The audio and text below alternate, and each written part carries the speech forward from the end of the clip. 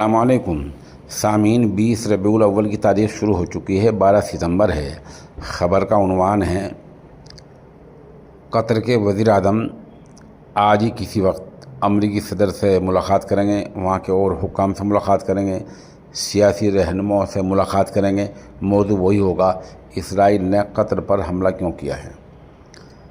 دونوں ملکوں کے نظریات الگ الگ ہیں۔ اسرائیل کہہ رہا ہے کہ ہم نے حماس کے لیڈروں پر حملہ کیا ہے اور ہم نے اس کی اطلاع امریکہ کو دے دی تھی۔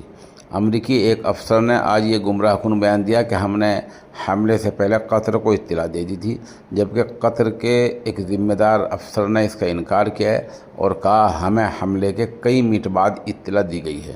بہرحال حملہ ہوا ہے، اس سے تو انکار نہیں کیا جا سکتا۔ اب امریکہ اس میں کیا کرے گا؟ امریکہ اصل ساتھی اسرائیل کا ہے، وہ یہ کرے گا کچھ ایسا لیپا پوتی کر دے گا جس سے اسرائیل بھی ناراض نہ ہو اور قطر بھی خوش ہو جائے۔ خبروں میں بتایا گیا ہے کہ عرب ممالک نے ابھی 14-15 اسی مہینے کی ابھی 3 دن بعد بہت اہم میٹنگ بلائی ہے، جس میں OIC کے سارے ممبران ہوں گے، سعودی عرب ہوں گے، قطر ہوگا، یہ سارے ممالک ہوں گے، پاکستان ہوگا۔ اب دیکھنا ہے اس میں کیا فیصلہ لیا جاتا ہے۔